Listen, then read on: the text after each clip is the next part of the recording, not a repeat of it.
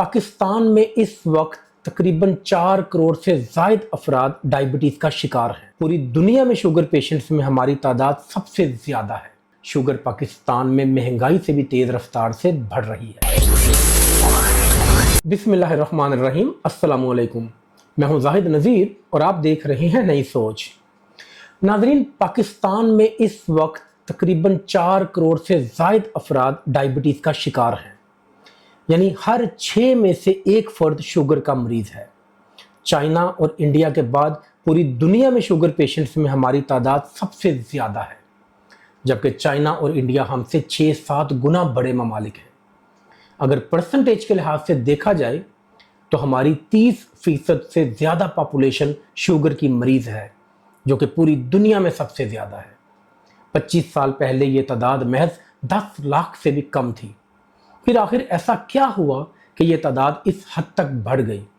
ہمارے life style میں ایسی کیا تبدیلی آئی جس نے ڈائبٹیز کو ہول سیل ریٹ پر پروموٹ کر دیا؟ فاسٹ فوڈ اور بیکری آئٹمز نے ہماری ایٹنگ ہیبٹس کو ایسا نقب لگایا کہ پوری قوم ہی گھر کے سادہ کھانوں سے دور ہو گئی۔ برگر، پیزا، شوارما اور بیکری کی ناقص اشیاء نے حفظان صحت کے وہ تمام اصول پامال کر دیے جو کبھی انسانی صحت کی ضمانت ہوا کرتے تھے۔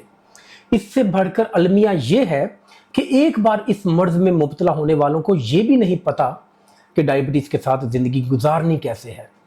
اوپر سے ڈاکٹروں، حکیموں، طبیبوں اور نیم حکیموں کو شوگر کے علاج کے ایسے دعوے کہ سن کر یقین کرنا مشکل ہو جاتا ہے کہ کون ٹھیک کہہ رہا ہے اور کون غلط۔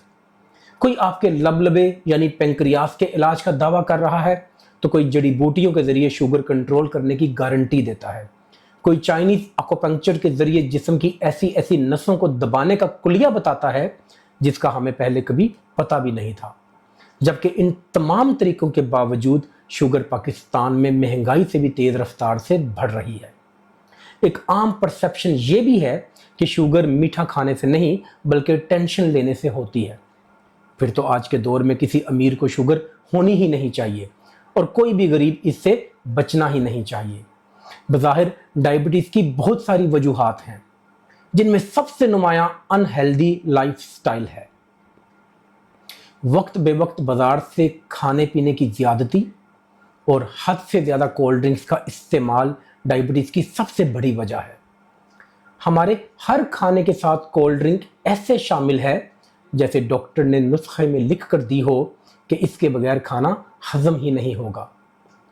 دوسرا، کھانا کھانے کے بعد ہم بیٹھ کر موبائل یا ٹی وی میں ایسے مگن ہو جاتے ہیں کہ پھر اور کسی بھی چیز کی ہوش نہیں رہتی۔ ایسے میں جب کھانا ڈائجسٹ ہی نہیں ہوگا تو وہ باڈی میں شوگر لیول کو ہی بڑھائے گا۔ پہلے لوگ ہر وقت سپورٹس یا کسی نہ کسی فزیکل ایکٹیویٹی میں بھی مصروف رہتے تھے۔ لوگ بہت زیادہ پیدل چلنے کو بھی ترجیح دیتے تھے۔ سائیکل کا استعمال بھی عام تھا، جبکہ آج کل چند قدم چلنا بھی لوگوں کے لیے مشکل ہے۔ پھر ماضی میں ہمیں خالص اشیاء دستیاب ہوا کرتی تھی۔ لوگ پھل، سبزیاں، دودھ، دہی کو ترجیح دیتے تھے، جبکہ آج کل ایک تو خالص چیزیں ملتی بھی نہیں، دوسرا لوگ بھی اس آرٹیفیشل چیزوں کو زیادہ پسند کرتے ہیں۔ پھر وقت کے ساتھ ساتھ ہماری لائف میں سٹریس بھی اتنا بڑھ گیا ہے کہ امیر ہوں یا غریب، کسی کی بھی زندگی سٹریس کے بغیر ممکن ہی نہیں۔ لہٰذا اگر آپ ڈائیبیٹک ہیں یا نان ڈائیبیٹک، دونوں صورتوں میں اپنی زندگی کو آسان بنائیں۔ بازاری کھانوں کے بجائے گھر کے کھانوں کو ترجیح دیں، باقاعدگی سے 30-40 منٹ ڈیلی ایکسرسائز کریں۔ یاد رکھیں، ڈائبٹیز کبھی ختم نہیں ہوتی، اسے صرف متوازن غذا اور ریگولر ایکسرسائز کے ذریعے کنٹرول یا مینیج کیا جا سکتا ہے۔ کوئی بھی حکیم یا ڈاکٹر اس بیماری کو جڑ سے ختم نہیں کر سکتا، ورنہ امریکہ، جاپان اور چائنا میں کوئی ڈائیبیٹک نہ ہوتا۔ جب تک آپ نان ڈائیبیٹک ہیں، بس تب تک ہی آپ اس سے محفوظ ہیں۔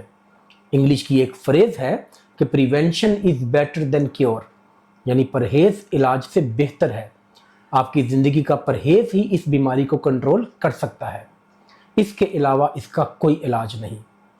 اللہ پاک ہمیشہ ہم سب کو اپنے حفظ و امان میں رکھے، اپنا اور اپنے گرد و نواح کا خیال رکھیں، دوسروں کے لیے آسانیاں پیدا کریں۔ ویڈیو پسند آئی ہو تو اسے لائک، شیئر اور ہمارے چینل کو سبسکرائب لازمی کریں۔ اللہ نگہبان۔